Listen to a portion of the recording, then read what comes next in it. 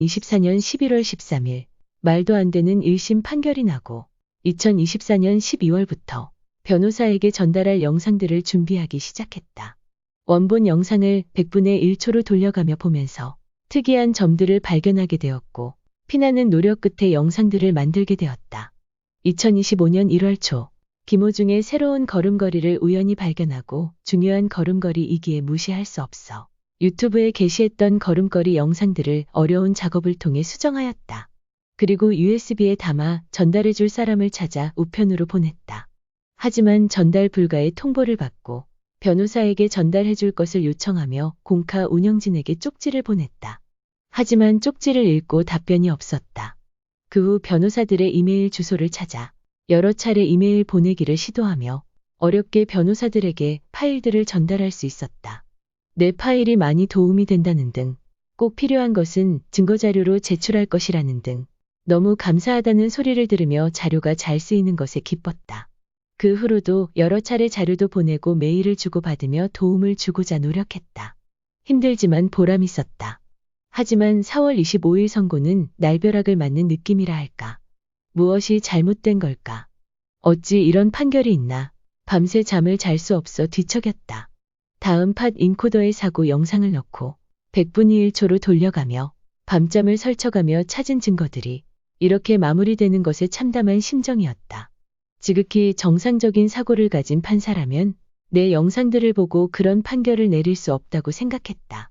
그래서 내린 결론은 아마 변호사들은 자기 입맛에 맞게 내 영상들의 극히 일부를 캡처해 판사에게 보낸 것이 아닌가 생각을 하게 되었다.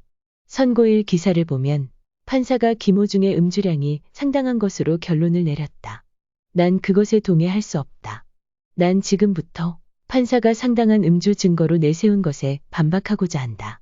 첫째, 국과수에서 분석한 음주 전후 차량 주행 영상이다. 김호중은 사고 당시 콘서트 기간이었고 모 연예인과 첫 대면을 하며 새로운 일에 대한 논의를 하는 등 매우 바쁜 일정을 보내고 있었다. 거기에 외국 손님에게 인사를 하고자 그 유흥업소까지 들르게 된 것이다. 몸의 피로도가 상당한 상태였다. 우리가 잠을 못 자 운전을 하면 졸음 운전으로 사고가 많이 나듯 술을 안 먹어도 정상적인 컨디션과 피로도가 높은 상태에서 운전 모습은 다른 것이 당연하다. 그런데 음주 전후 국과수 분석 결과를 증거로 내밀었다. 피로가 쌓이기 전후의 운전 모습을 비교 증거로 내세우는 것은 문제가 있다. 김호중은 집에서 나온 지 10분 만에 사고가 났다고 했고 그 10분 운전 모습이 법정에서 재생된 것으로 알고 있다. 거기에 방청객으로 들어간 사람의 말에 의하면 그 주행시간 동안 19번 문자를 주고 받았다고 한다. 정상인도 그리 많은 횟수의 문자를 보내며 운전을 한다면 제대로 된 주행을 할 수 없다. 하지만 그럼에도 안정적인 운전을 했다고 들었다. 그리고 내가 변호사에게 보낸 영상에 사고 직후 200m를 주행하며 출발 시점과 주차 시점에도 켜지 않았던 비상등을 속도 30km인 서행구역과 좁은 사거리 골목길에서 켜고 달리는 모습이 있다. 이런 행동은 지극히 정상인도 하기 힘든 판단력과 사고력이다. 음주로 인해 판단력과 사고력이 저하되어 사고가 났다고 한 판사의 말에 동의할 수 없는 대목이다. 그리고 내 영상 중 사고 원인을 분석한 영상이 제출이 되고도 이런 판결이 있었다면 판사의 자질을 의심할 수밖에 없다는 생각이 든다. 둘째, 보행 상태에 대한 국과수 감정서이다. 소속사가 공연 영상을 증거 영상으로 보낸 것으로 알고 있다. 김호중은 공연에서 다리를 저는 적이 없었다. 김호중은 무대 위에서 팬들의 박수와 환호 소리를 들으면 가끔 정신줄을 놓을 때가 많다는 얘기를 자주 한다.